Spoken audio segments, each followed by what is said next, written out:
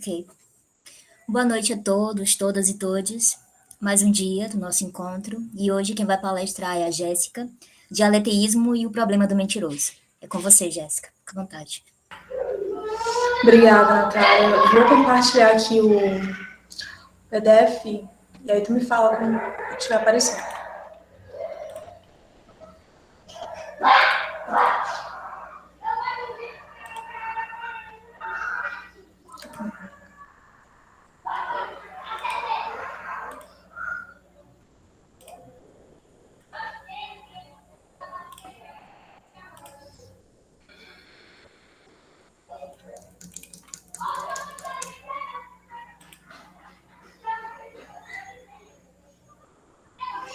Tá carregando? Não. Peraí. Acho que foi. Acho que sim.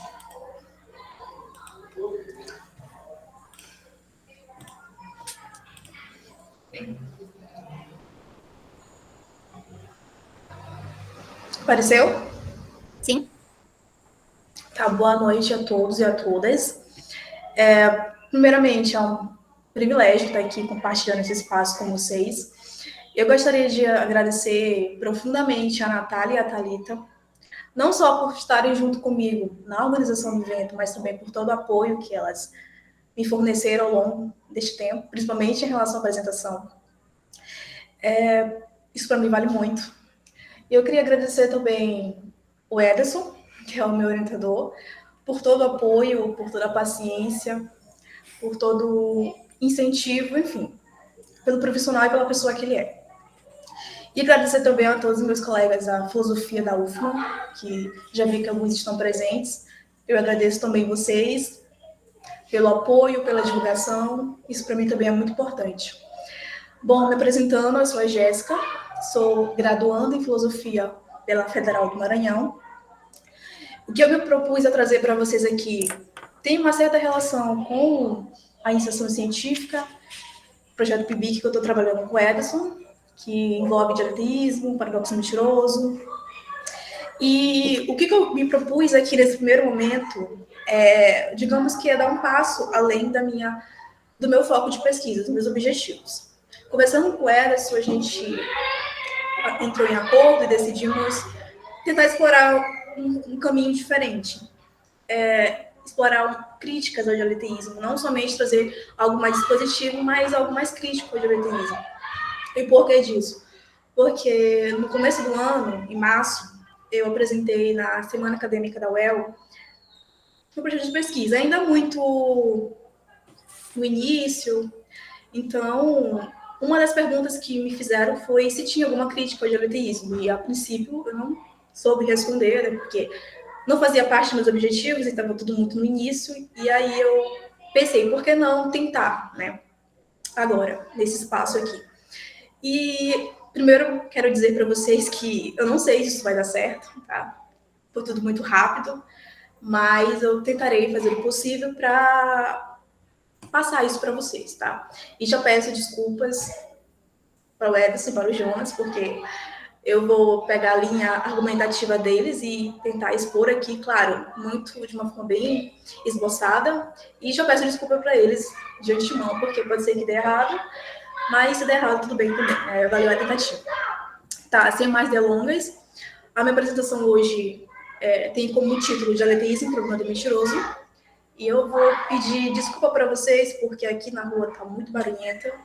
Em especial hoje, tem carro de som passando, tem cachorro latindo, tem criança gritando muito aqui na porta de casa, então pode ser que vocês ouçam muito barulho e eu já peço desculpa para vocês de antemão. Tá. Começarei dizendo que, quando a gente fala de paradoxos, nós precisamos ter em mente que são várias interpretações e definições concorrentes que nós iremos encontrar sobre o que seria um paradoxo. E o meu foco aqui é o paradoxo do mentiroso.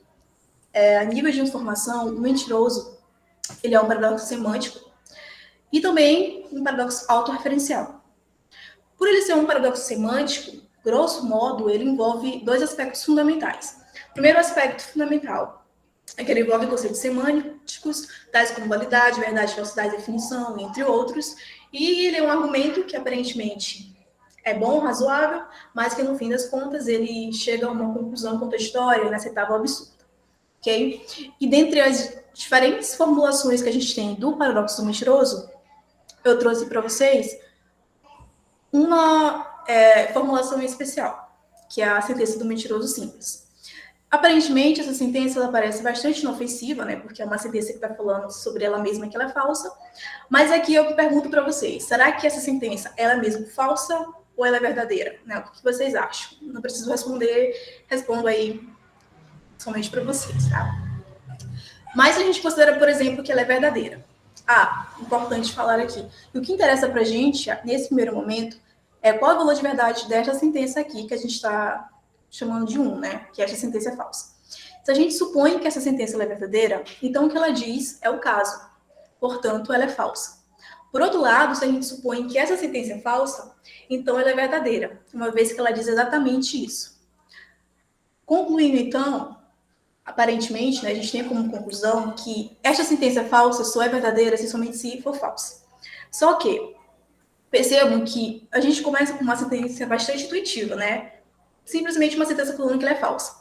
Só que na medida que a gente vai construindo um argumento e que a gente usa nossos processos de raciocínio diferentes, a gente chega a uma conclusão absurda, né? Aparentemente absurda. A gente tem um problema aí.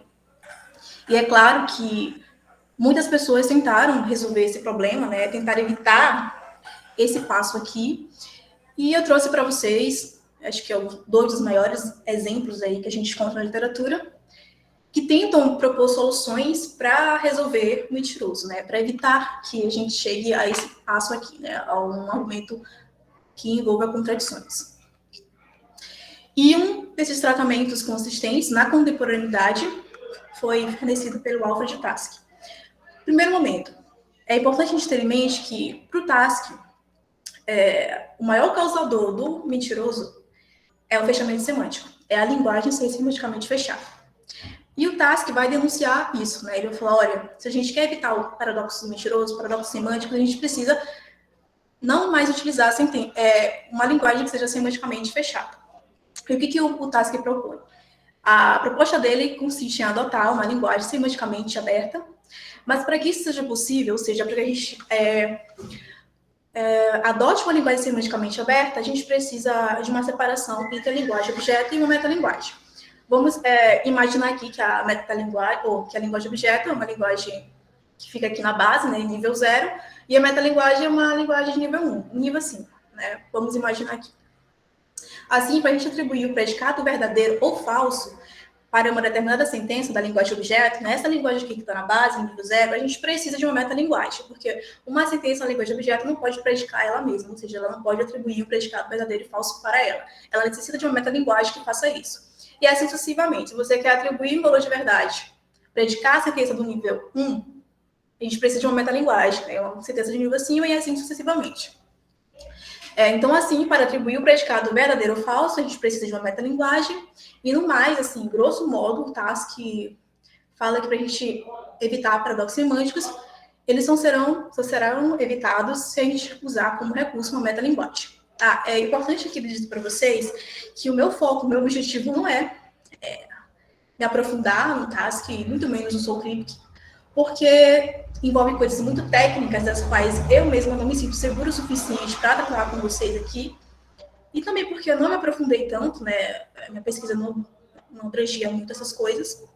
Então, é mais para mostrar para vocês que alguns caras resolveram aí solucionar o mentiroso, propondo algumas soluções aí. E em contraposição ao Alfred Tarski, a gente tem o SoulCrypt. O Kripke, diferentemente do Tarski, ele vai falar, olha, não, a gente pode sim usar a linguagem semanticamente fechada, não tem problema algum. A gente pode preservar o fechamento semântico. Só que, para a gente evitar o mentiroso, a gente precisa de um recurso. E esse recurso é lacuna de valores de verdade, uma lacuna entre o verdadeiro e o falso, que a gente pode chamar de gaps, né? E que o Priest vai falar, olha, quando a gente... Basicamente assim, o que é uma lacuna, por exemplo? Ao invés de a gente considerar, lembra daquele slide anterior, esta sentença é falsa? Quando a gente adota uma lacuna, a gente tem algo parecido como esta sentença não é verdadeira.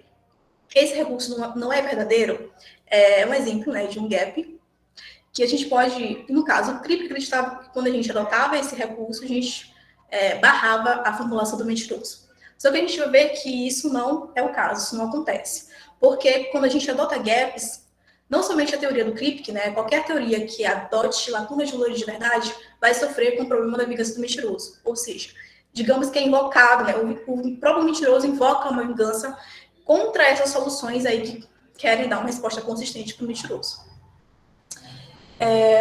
Tá. Só que alguém poderia chegar e falar assim, olha, por exemplo, a Natália chega e fala assim, olha, eu não quero considerar sentenças verdadeiras e falsas, né? Por que a gente não pode sugerir que, ao invés de sentenças verdadeiras e falsas, né, ao invés de uma contradição, por que a gente não sugere que as sentenças são nem verdadeiras nem falsas, né? Por que a gente não assume um gap, como o Kripke fez? Só que quando a gente assume gaps, o que acontece? O mentiroso, ele utiliza essa própria caracterização, que no caso é isso bem que nem verdadeiro nem falso, ele vai utilizar dessa caracterização, desse conceito aqui, para contra a solução que tentou utilizar gaps, né? Então, isso faz com que o mentiroso ele se torne um argumento mais reforçado, muito mais resistente, porque ele utiliza a própria caracterização, né, que é utilizado para tentar barrar ele, para formular um paradoxo muito mais resistente, né? Muito mais reforçado. Então, basicamente, a vingança do mentiroso é isso, porque o mentiroso usa dos recursos que são colocados contra ele para poder ir contra as próprias teorias que utilizaram aquele recurso, né? Então, basicamente é isso. Se a gente toma essa coisa aqui muito mais simplificada, que está representando o movimento da vingança do mentiroso, a gente pode considerar alguns casos diferentes. Por exemplo, se a gente considera que essa sentença é falsa, então ela é verdadeira. Se ela nem é verdadeira nem falsa, então ela é verdadeira. Por outro lado, se ela é verdadeira, então ela é falsa ou nem verdadeira nem falsa. Basicamente, a vingança ela funciona dessa maneira aqui. Claro que aqui você pode utilizar qualquer outro conceito semântico no lugar de nem verdadeiro nem falso, mas independentemente de qual conceito semântico você for utilizar, o mentiroso vai utilizar dele a seu favor, né? E claro que os dialeteístas aproveitam disso, né? Eles utilizam a vingança do mentiroso como um argumento a favor. E por quê? Porque os dialeteístas, eles defendem que o problema da vingança do mentiroso nos coloca à frente a escolha entre a completude expressiva da linguagem ou a inconsistência. Vou tentar aqui explicar para vocês, mas não sei se eu vou conseguir explicar esse dilema para vocês. Primeiramente, se a gente opta pela consistência da linguagem, né? Ou seja, se a gente tenta evitar contradições, como no caso do mentiroso, e a gente propõe como uma solução um conceito solucionador, que no caso é o gap, a gente vai perder a expressividade da linguagem. A gente não vai conseguir expressar tudo aquilo que está disponível para a gente na linguagem. O que é um fator, uma característica da própria língua natural, né? Por outro lado, se a gente opta pela completude expressiva, ou seja, por preservar todos esses conceitos semânticos próprios das línguas naturais, a gente vai perder a consistência, porque a gente vai acabar aqui lidando com casos que envolvem paradoxos, né, contradições. Resumindo aqui a prosa. Os dialeteístas argumentam que eles superam a vingança ao permitir inconsistências, uma vez que oferece uma resposta natural ao mentiroso. Por que uma resposta natural? Porque os dialeteístas acreditam que eles, primeiro ponto, eles preservam todas as intuições que estão por trás do mentiroso, todos os conceitos semânticos, enfim, e também eles lidam com línguas naturais semanticamente fechadas. Então, para eles, eles dão uma resposta natural para o mentiroso porque eles preservam esses dois aspectos aí que para eles são importantes. Tá, mas o que é o dialeteísmo aí que eu estou falando para vocês? Primeiro ponto, o dialeteísmo é a tese, a posição que defende, né, que há algumas contradições verdadeiras, que a gente pode chamar de dialeteias. Contudo, não são todas as contradições que são verdadeiras, apenas algumas. E o Priest mesmo afirma que dialeteias são até raras de acontecer, né? Mas o que é uma contradição aqui? O que os dialeteístas entendem por contradição? Eles entendem que é um par de sentença da forma alfa e não alfa, né? Tal que ambas são verdadeiras, ou seja, uma proposição e sua negação são verdadeiras. Ocorre que em várias lógicas, né, em vários sistemas lógicos, incluindo a própria lógica clássica, quando a gente utiliza de uma contradição, essa contradição nos leva à trivialidade, né? A trivialidade do sistema. Ok. E e para a gente evitar a trivialidade, a gente precisa de uma lógica paraconsistente com uma lógica subjacente, né? Por quê? As lógicas paraconsistentes, eu não sei se vocês sabem, mas eu acredito que sim, elas invalidam o princípio da explosão, elas derrogam o princípio da explosão, né? E o que diz o princípio da explosão? Eles, olha, dada uma contradição, né? Sentido usual aí do princípio de explosão, dada uma contradição, segue-se qualquer coisa. Isso aqui é bem fácil da gente conseguir ver através da dedução natural. Dessa forma, o dialeteísmo leva para a consistência, né? Porque eles derrogam o princípio da explosão. E só que para o Priest não é qualquer lógica paraconsistente que vai atender os propósitos do dialeteísmo. Que propósitos são esses? LP não deve ser explosiva, ou seja, não pode ser trivial, e o sinal de negação é interpretado como operador formador de sobrecontrárias, de contradição, na verdade, desculpa, que a gente pode aqui simplificar como OFC. E para o Priest, né, a lógica que melhor faz isso, que melhor segue os propósitos do dialeteísmo é a LP, a lógica do paradoxo, que foi formulada pelo próprio Priest. Bom, eu trouxe para vocês aqui algumas tabelas da lógica do paradoxo, né? Do ponto de vista semântico, LP ela é uma lógica trivalente ou polivalente, como vocês quiserem chamar, porque ela adota um terceiro valor de verdade. Ela possui mais de 2 valores de verdade, que nesse caso aqui é o glut. Esse Gzinho bem aqui. Tá, mas vamos considerar outras coisas aqui. A gente precisa ter em mente que o T, né, essa letrinha aqui, ela é verdadeira, somente verdadeira. Ela pode ser interpretada dessa forma. O F, falso, somente falso. E o verdadeiro e falso pode ser interpretado pelo G. E esse G, esse glut, ele demonstra um excesso de valor de verdade. Há uma sobreposição entre verdade e falsidade. Outra coisa que a gente precisa considerar aqui. Os valores de T e G, eles são valores designados, né? São verdades legítimas, digamos assim, né? Em LP, eles são valores designados, enquanto o F ele é um valor não designado. E por que isso é importante, que a gente saiba tudo isso? Porque isso aqui vai ser importante para a gente invalidar a explosão e garantir o caráter paraconsistente do LP. Eu acho que eu não vou me adentrar nessas tabelinhas aqui para vocês, é mais uma coisa assim, mais explicativa para vocês poderem entender, né? Como é que é montada a tabela de LP. Mas qualquer coisa a gente pode voltar aqui novamente, né? Eu acho. Tá. Para a gente validar a explosão em LP, é importante que a gente tenha um contramodelo, né? E eu trouxe para vocês, novamente, a tabelinha da negação e da conjunção. Tá, mas como que a gente aplica esse contramodelo aí, né? Como que a gente vai aí demonstrar que a explosão não vale LP?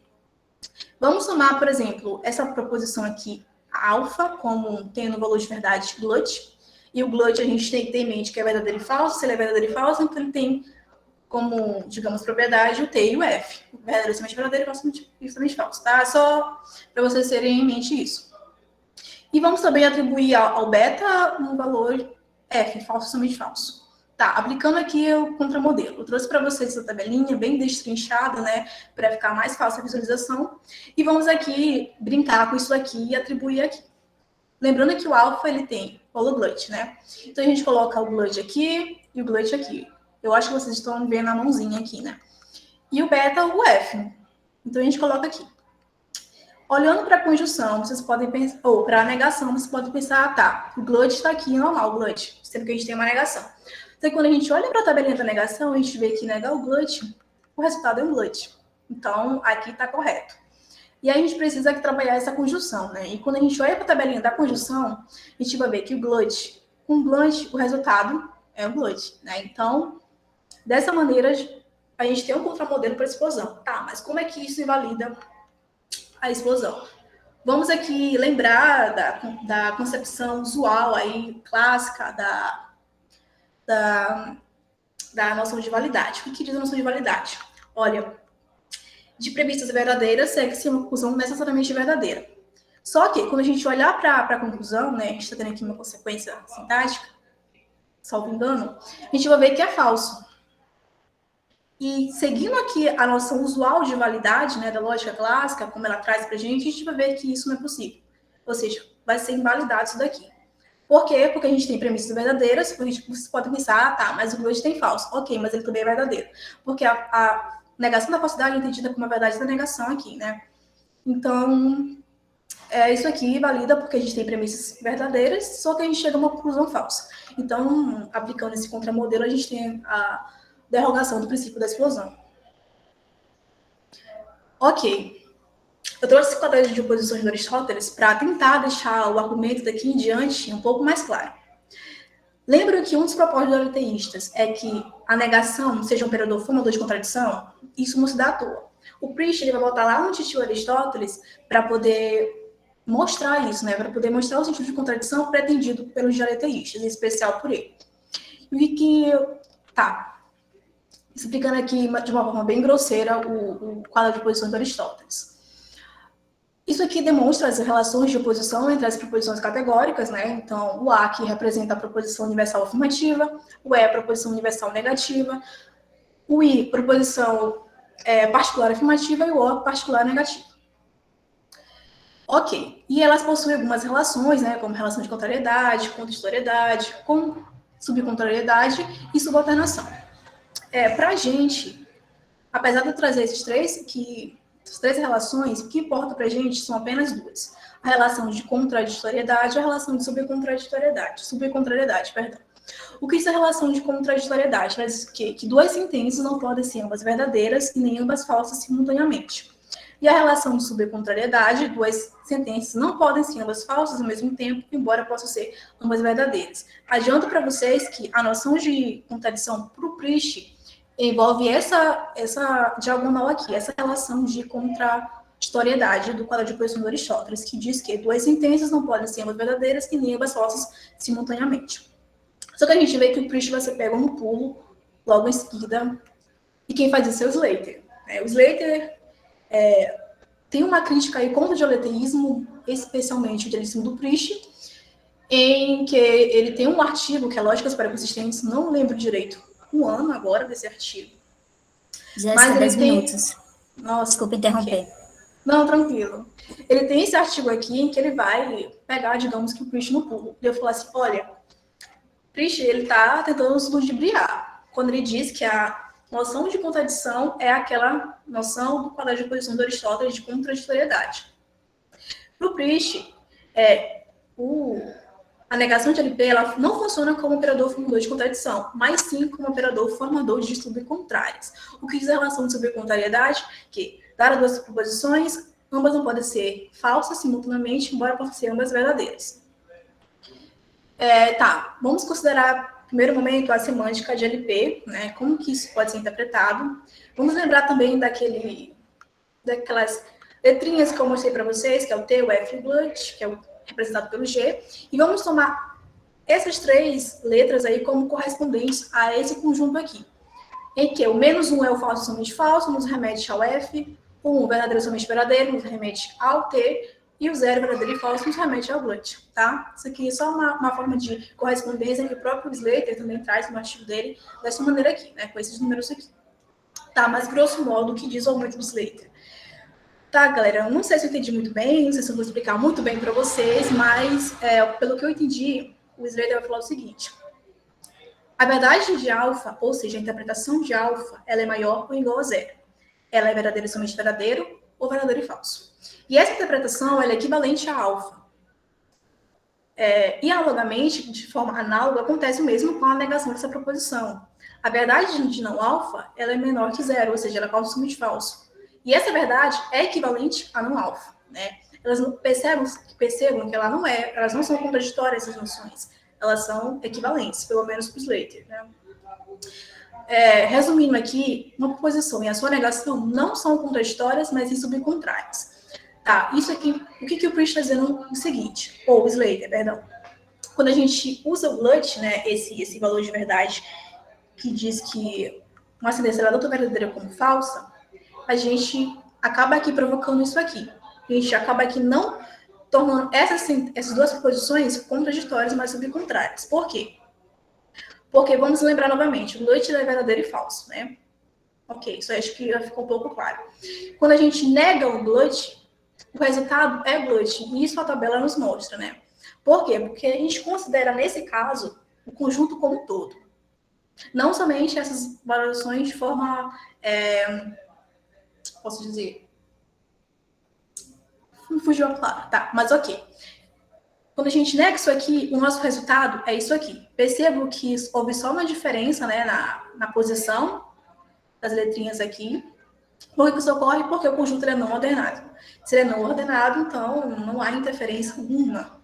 A única coisa que muda são só a posição aqui desses valores aqui, tá? Basicamente, o erro do Slater é isso para mostrar que o Priest está tentando nos enganar quando ele toma a negação, o conceito de contradição como de contraditoriedade, seguindo o quadrado de oposições do Aristóteles. Só que, obviamente, o Priest não vai concordar com o Slater e vai falar que, olha, o Slater não entendeu o meu argumento. Simples assim. E vai falar o quê? Olha, a negação de LP, ela captura o sentido pré-teórico de contraditoriedade, aquele sentido lá do quadrado de oposições do Aristóteles. Por que isso ocorre? Porque tanto isso aqui, que é o princípio de ser excluído, né, simplificando, como o LNC, lei de não contradição, são válidos LP. E eu posso provar isso da seguinte maneira. E há essas tabelinhas aqui, né? Ok, o que nos interessa aqui nesse momento é só essa coluna aqui. Percebam que há só valores verdadeiros, embora o G tenha um valor falso, ele também é verdadeiro. E bem aqui, também só há valores verdadeiros. Então, aparentemente, o que a gente está chamando de princípio do terceiro excluído de lei de não contradição são válidos LP. Só que eles são válidos apenas em suas formulações sintáticas, né? Isso aqui fica bem claro com a tabela. O sentido pré-teórico, por trás desses dois princípios, o Priest não consegue capturar, né? Seguindo aí o que o Slater estava propondo para a gente. Tá, agora eu acho que chega o momento, acho que mais temido por mim, que é dar um passo além nessa discussão entre o Priest e o Slater, que é trazer um argumento do Edson e do Jonas, e peço novamente desculpa, né? O que eu me propus aqui é só um esboço bem geral do argumento, tá? Eu fiz esse esquema aqui porque foi a forma que eu melhor entendi, e eu estou pressupondo que vocês também irão entender. E não sei se de fato eu entendi isso aqui, ou entendi o argumento do Jonas, do Ederson, mas eu tentei, né, montar esse esquema. Agora. Tá, vamos recordar novamente. O que o Priest considera como contradição? Ele toma a noção de contraditoriedade para as posições do Aristóteles, né? E o Priest acredita que isso aqui, essa noção sintática, que ele está chamando de contradição, que representa uma contradição, captura exatamente esse sentido pré-teórico de ao menos uma verdadeira, não ambas. Para ele, isso aqui demonstra isso bem aqui. Isso aqui é capturado, essa noção é capturada por essa representação aqui que ele está tendo como uma contradição, né? Só que a gente pode, se a gente for lembrar do princípio terceiro excluído, da lei de não contradição, o que eles dizem? O princípio terceiro excluído, ok, que a gente só pode ter ao menos uma, né? A gente não pode ter duas sentenças verdadeiras, a gente pode ter ao menos uma verdadeira. E a lei de contradições que a gente não pode ter duas proposições verdadeiras, a gente tem que ter apenas uma falsa. Eu acho que é mais ou menos isso, não estou enganada. E, normalmente, a gente acaba aqui representando esses princípios aqui através de formulações sintáticas, né? E o que o Priest vai dizer? Que essas representações sintáticas, elas capturam exatamente esse sentido aqui, de ao menos uma é verdadeiro e não ambas. Isso é o que a gente vai ver, pelo menos é defendido, né, pelo Edson e pelo Jonas, que isso não acontece. Que isso aqui é apenas uma representação sintática. Ela é validada pelo IP, é validada, mas ela não garante isso aqui, ó. Esse sentido de ao menos uma é verdadeira e não ambas. E aí entra o mentiroso na jogada. O mentiroso, né, ele evidencia que há contradições verdadeiras, ele utiliza essa sentença aqui para poder demonstrar um exemplo de contradição, né, uma formulação, e o mentiroso só pode demonstrar que há contradições verdadeiras porque ele adota o Blood, né, esse excesso de valor de verdade.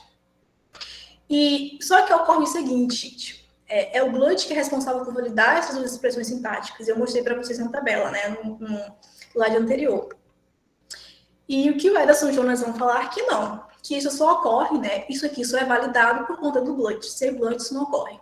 E o Blood, ele não garante esse sentido aqui, ao menos uma verdadeira e não ambas, né? Esse passo aqui, ele não acontece.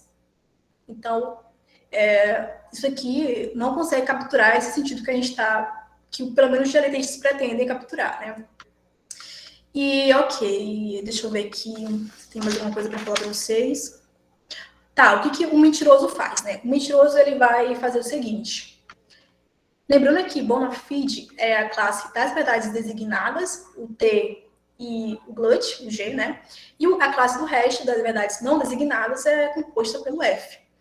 E o Priest acredita que o mentiroso, ele atua da seguinte maneira. A gente tem uma sentença aqui, uma proposição alfa, a negação dela vem para cá, e vice-versa. Então, o mentiroso, ele permite esse movimento de alternação. E para o Priest, esse movimento, ele representa justamente a noção aí de contradição que é pretendido pelo dialeteísmo. Por isso que isso aqui representa um movimento, digamos que, essencial da operador de formação de contradição, né, desse OFC, da negação de LP. Tá, só que, como eu falei para vocês, a gente, ao usar o GLUT, a gente consegue validar isso daqui, mas isso aqui não é capturado. Isso só acontece por causa do GLUT, né, que é o que o mentiroso utiliza para poder evidenciar contradições verdadeiras, né, para poder mostrar. E isso aí, quando a gente faz isso, a gente acaba aqui perdendo a natureza da lei de não contradição. Porque o que diz, né, que a gente não pode ter duas sentenças verdadeiras, não ambas, né, não podemos ter não ambas, apenas uma. E quando a gente adota o GLUT, isso pressupõe que a gente tenha ambas, porque o GLUT defende que temos que a sentença ela é verdadeira, né? Que ela possui esse caráter verdadeiro. Só que isso não acontece. Gente, assim, eu não sei se eu consegui basicamente mostrar o argumento, tá? Eu já peço de novo desculpas, mas basicamente o que eles defendem é que quando a gente coloca o GLUT na jogada, a gente consegue sim, ok, validar isso daqui, só que esse passo aqui a gente não consegue garantir o sentido pré-teórico de ao menos uma é verdadeira e não ambas. O GLUT aqui, digamos que é o que permite isso. Sem ele, não temos como ter esse sentido pretendido aqui. E na medida que a gente não tem esse sentido pretendido, isso aqui não pode ser considerado uma contradição, né? Então, o mentiroso, ao invés de ser um argumento motivador para o dialeteísmo, digamos que o maior, né? Tem gente que considera ele como o maior argumento a favor do dialeteísmo, ele acaba aqui fazendo o efeito reverso. Ele acaba sendo algo que demonstra a incoerência do dialeteísmo. Claro, quando a gente toma a contradição como contraditoriedade, seguindo o código de posições do Aristóteles. Para terminar aqui, só recapitulando. Para o dialeteísmo fazer sentido, o Priest usa contradições na forma sintática, alfa e não alfa, né? Que são interpretadas como contraditoriedade no sentido pretendido, segundo o quadrado de posições do Aristóteles. E para garantir que essa noção seja preservada, o sinal de negação de LB precisa ser interpretado como operador formador de contradição. E tal feito só é possível por conta da adoção do GLUT, do conteúdo excessivo. É o conteúdo excedente que invalida a explosão. A gente viu isso na tabelinha, né? No contramodelo. Ao passo que torna válidas as expressões sintáticas, né? Daquilo que a gente representa como princípio do terceiro excluído e a lei de não contradição.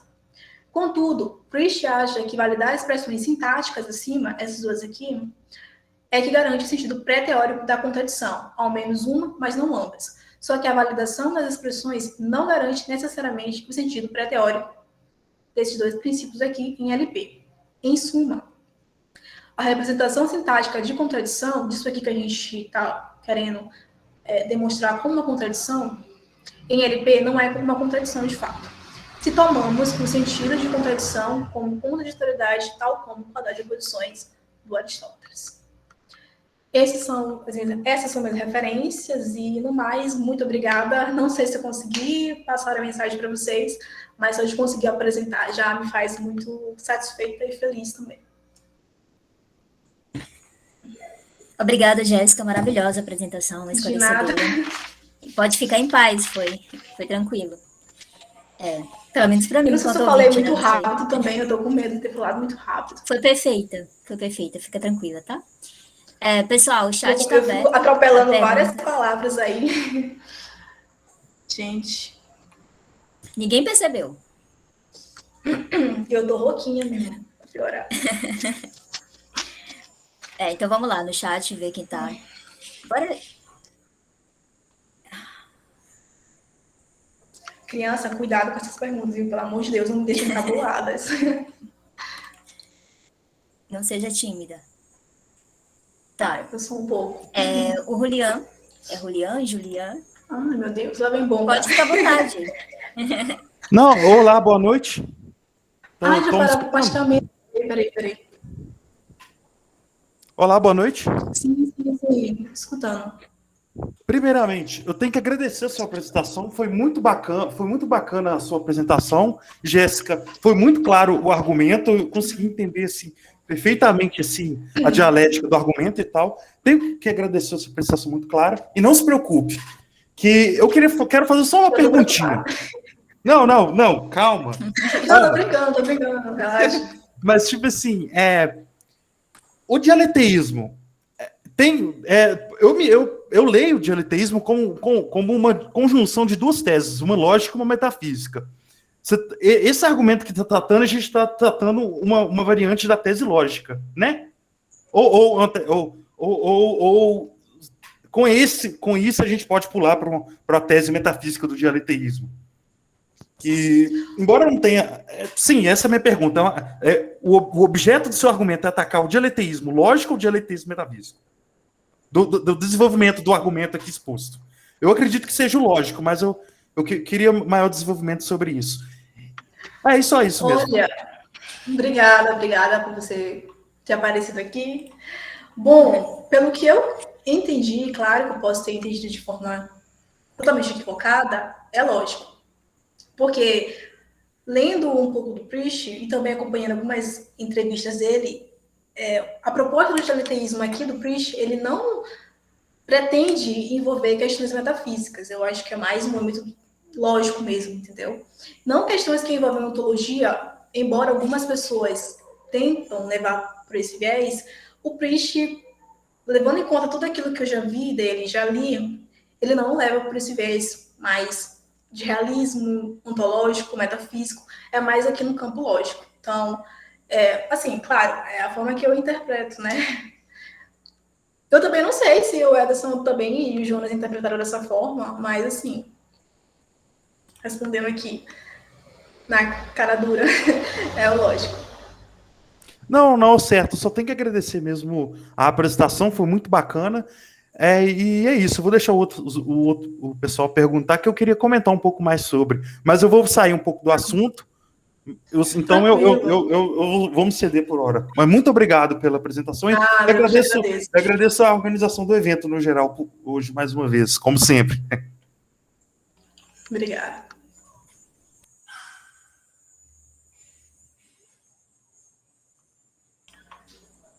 Ai, pessoal, muito obrigada. Ivan, Hermosina, Caroline, Márcio, professor Márcio, Etienne, Adriele, professor Jonas, Daniel, Victoria, Kelvin, Hanna, muito obrigada, gente. Que bom que vocês gostaram. A gente ainda tem tempo. Eu acho que eu passei de 30 minutos, né? 7:44. Não, foi no tempo. Fica em paz. Tá. Tranquilo.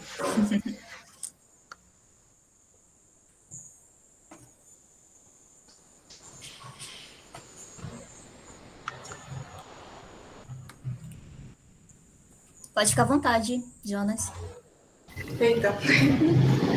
Tá certo. Obrigado, Jéssica, pela apresentação. Foi bem clara, bem didática. É uma pergunta, uma curiosidade, na verdade, porque o Priest tem feito alguns movimentos assim, a gente pelo menos encontra no texto dele, de que quando alguém faz uma acusação de que o dialeteísmo não captura alguma noção ou alguma tese, ele fala que está tudo bem, ou bem, que o dialeteísmo é contraditório mesmo, então captura e não captura, o dialeteísmo é verdadeiro, mas também é falso, e para quem já aceita uma contradição, não tem problema. Então eu estava aqui imaginando, queria ouvir o teu comentário, se no final das contas ele dissesse assim, tá, tudo bem, então a negação não é um operador que forma contradições, ele forma subcontrários, e eu fico bem com isso. E que tipo de impacto, digamos assim, essa retirada dele poderia ter no dialeteísmo, né? Professor Jonas, eu acho que vai demonstrar que o dialeteísmo é muito mais incoerente, né? Porque, assim, novamente, falando que eu já li do Priest, a gente percebe algumas pontas soltas ao longo dos argumentos dele. O que ele utiliza para, por exemplo, o Priest, ele critica a legislação da tradição, mas no fim das contas, ele acaba utilizando essa própria lei para poder tornar o dialetismo de alguma forma coerente. Só que a gente percebe que isso acontece de forma reversa. Ele está mostrando a incoerência, querendo ou não. Então, eu acho que todas as vezes que ele tentar, digamos que mudar de ideia para tentar ludibriar a gente, né, ele vai demonstrar cada vez mais que o que ele está propondo, o que ele está defendendo é incoerente. Eu acho que na medida que ele começa a demonstrar que o que ele defende é incoerente, ele acaba aqui perdendo cada vez mais a credibilidade do dialeteísmo, que não é muito, assim, nem muita gente considera muito dialeteísmo, né? Tanto que para ele fazer sentido, ele precisa, grosso modo, de uma lógica paraconsistente. Embora a própria paraconsistência não esteja comprometida com o dialeteísmo. Então, eu acho que se o Priest continuar, talvez, fazendo esses movimentos, ele vai acabar sendo mais incoerente do que ele é e tornando aquilo que ele defende muito mais incoerente. Então, assim, é a minha percepção disso. Embora eu não tenha, assim, visto outras coisas do Priest, assim, as coisas assim que ele está trabalhando no momento, então não sei assim o que ele, se ele já mudou alguma coisa do que ele defendia. Então, mas eu acho que é por esse viés aí. Para mim, ele seria ainda mais incoerente.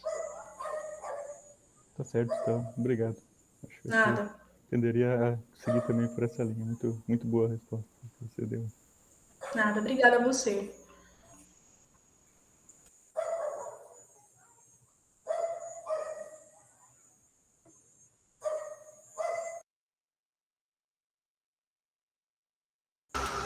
E a pergunta que não quer calar. E aí, Ederson? Aí o Jonas também. Deu certo ou não deu certo? Tá ótimo, eu entendi tudo. Espero que as pessoas também tenham entendido. Eu achei a apresentação muito boa, Jéssica, e gostei também do esquema que você fez ali no final,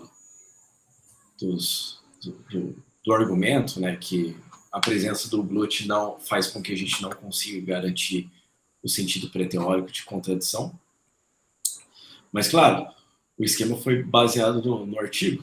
E pode ser que o artigo esteja errado, né? Então, daí talvez alguém do público aí pode falar que encontrar ainda um problema no artigo, né? Nos argumentos contra o Priest. Mas aí a culpa não é sua. Daí fique tranquilo, então. Mas o esquema ficou muito bom. Fico feliz por isso.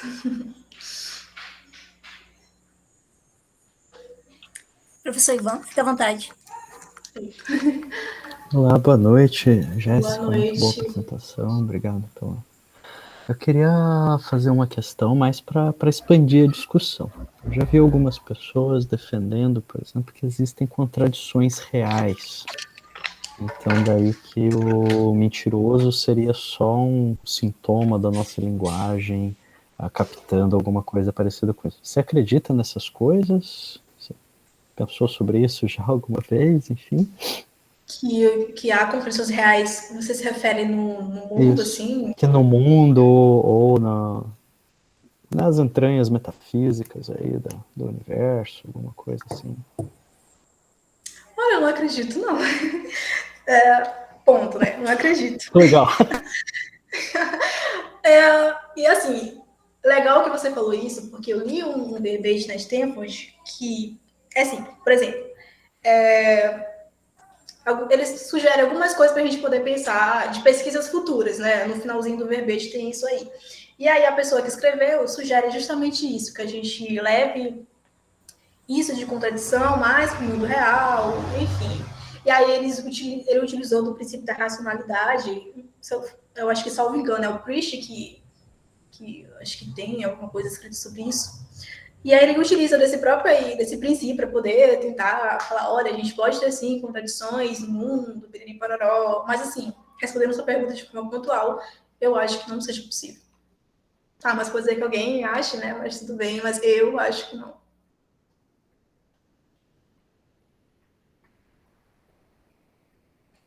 Tô me ouvindo, gente? Sim, sim. Ah, sim. Eu acho que o pessoal está pensando se a gente consegue achar uma contradição É real. uma coisa a se pensar mesmo, né? Uma contradição real, algo que a gente pode pegar e ver por aí, né? Andando por aí, uma contradição real. Imagina. É uma ótima hora de a gente pensar sobre isso, né? Se a gente já viu uma contradição real. professor Márcio dizendo que é bom senso da minha parte. Muito obrigada. Mas né? Mas eu acho que deve ter, sim, gente que defenda isso. Não sei. Tem gente que defende que a Terra é plana, né? Vai saber.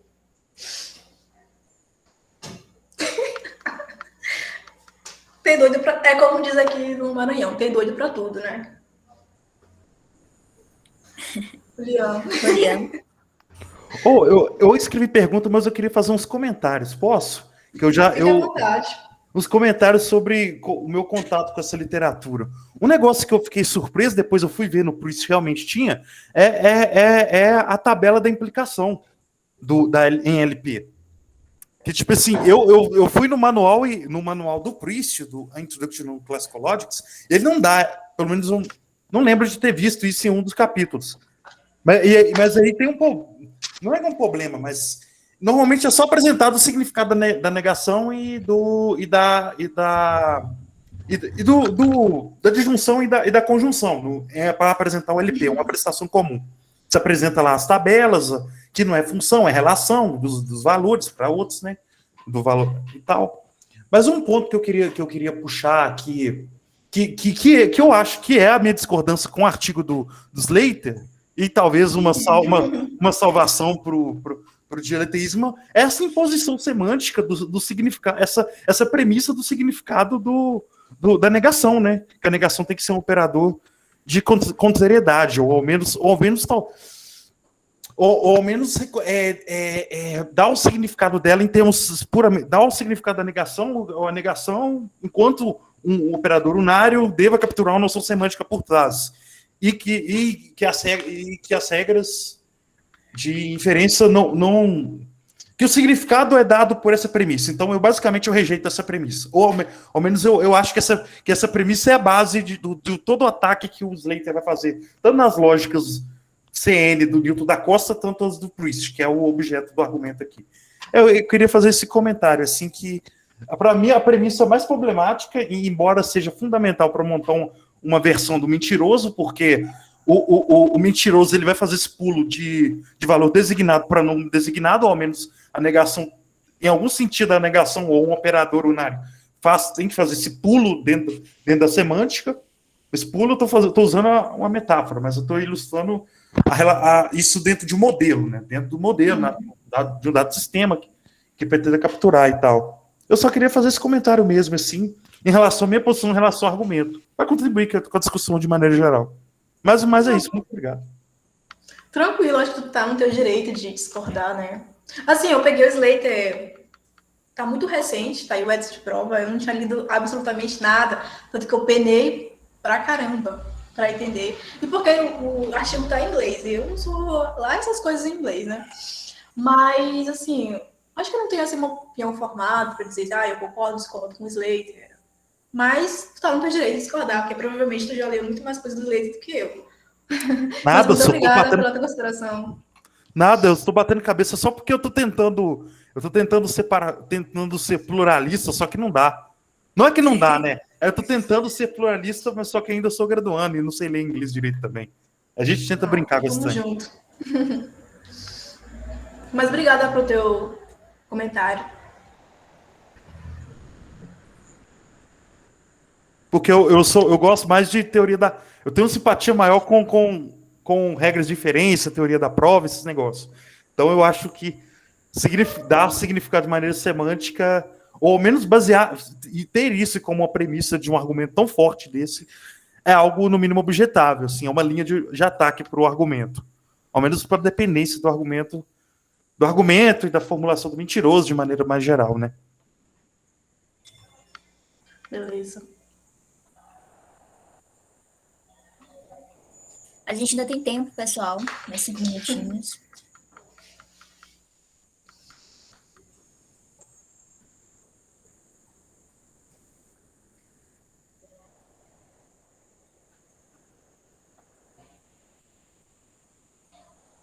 Fique à vontade. Não, caso alguém queira perguntar, pode ficar à vontade de tomar minha frente, mas enquanto o pessoal pensa aí, só gostaria de comentar alguma coisa sobre o Priest, justamente sobre esse ponto que o Julian falou, né? Deixa eu ver aqui, o Jonas escreveu alguma coisa, mas me lembre que o Priest reclama da semântica através de provas. Ah, tá, isso tem a ver também com o que eu vou falar. Bom, é que o argumento aqui tem a ver com a semântica mesmo, né? Então, a gente está tentando colocar aqui que a simples validação de alguma regra, alguma formulação sintática de algum princípio, isso não faz com que aquele princípio ou a garantia pré-teórica dele está valendo, né? Não é porque a gente tem A ou não A que isso é o terceiro excluído, né? Depende da lógica que a gente está e, sobretudo, depende da parte semântica, né? Então, o comportamento dos operadores, etc., como isso é dado, né? E o Priest, a linha de argumentação dele puxa a semântica mesmo. Então, depende, inclusive, da semântica informal, pré-teórica, né? Quando ele fala que quer capturar ou salvaguardar a noção de contraditoriedade que está lá no quadrado do Aristóteles, né? No quadrado de oposição do Aristóteles. Então, essa argumentação aqui, Julian, até onde eu entendo, ela está estritamente no âmbito semântico, né? Mais ainda no âmbito de uma semântica informal, né? Daí talvez fica mais fácil assim, a gente perceber o Slater também, né? Ou entender alguns argumentos do Slater. Não sei se te ajuda. Ok, sim, eu agradeço a consideração, assim, porque eu sou muito assim, sensível, pelo menos eu tento, a essa questão do significado das constantes lógicas no geral. Só que no caso eu entendo a motivação do argumento ser formulado ou ter preferências não sei semântica, quando vai trabalhar com os significados operadores, tanto no sentido pré-teórico quanto no sentido teórico, dentro de uma dada lógica, né? Mas é isso. Inclusive, você sabe uma pergunta, sabe se tem algum texto assim que o Priest vai comentar contra esse tipo de leitura da contradição, leitura sintática só? Se é que há alguma coisa que ele comente sobre isso em algum ponto que garante sintaticamente contradição, mas não semanticamente. Por exemplo, se você não consegue fazer toda essa ponte, que parece ser algo desse tipo, que ele critica as lógicas do Newton da Costa, ou lógicas, por exemplo, ou como a gente pode identificar nas LFIs, né, que vai ter o operador sintático de consistência, de inconsistência e tal. Que é bom, essas entradas para consistência de maneira mais geral. É só pergunta mesmo, pedir recomendação. Eu acho que você tem razão, William. Acho que é mais ou menos nessa linha mesmo, né? Se a gente lembrar dos argumentos do Priest contra as lógicas do Newton, vai mais ou menos nessa linha mesmo.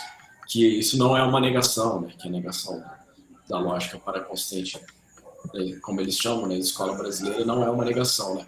Mas aí a gente tem que lembrar o que ele acha de negação, né? O que para ele é uma negação, né? Ele faz uma separação entre teorias de negação, né?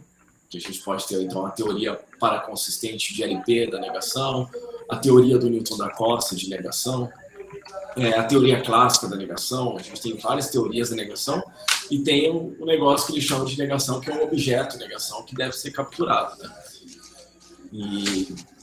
E esse objeto da negação que deve ser capturado é justamente a relação de contraditoriedade, né? Então, para uma negação, vamos dizer assim, para uma teoria da negação ser uma teoria legítima da negação, a primeira coisa que ela tem que fazer é capturar o sentido de contradição do quadrado. Então, sim, se a gente lembrar dos argumentos do Priest, que tem em alguns livros, né, que você falou de referências, isso você pode encontrar, por exemplo, no Dope True to be a Liar, né, esse livro aqui, do Priest, que é bem famoso. No capítulo 4, ele faz essa distinção entre teoria da negação e negação, né? Acho que ali pode indicar um caminho para isso que você mesmo indicou, né? O caminho semântico, né? Por que ele reclama também da negação do Newton, etc, né? Ok, obrigado. Então, pessoal, já deu o horário, nós teremos uma segunda palestra. Então, a discussão está interessante, mas precisamos encerrar a gravação, tá bom? Jéssica? Antes de tudo, eu só queria agradecer mesmo. Super obrigada a todos vocês, ao Ivan, ao Jonas e ao Liam pela pergunta. E pelo Ederson também, que eu já agradeci no começo, mas quero ratificar o agradecimento. E a todos os meus colegas aí que estão presentes. Muito obrigada. Nada. Eu vou encerrar a gravação e a mediação passa para Jéssica. Sim, Jéssica? Ou é o Ederson? Acho que eu vou passar pro Edson, porque eu tô ficando pouca já, né? Vou passar a bola pro Edson. Pode ser, Edson? Pode, vocês que mandam. De nada, César.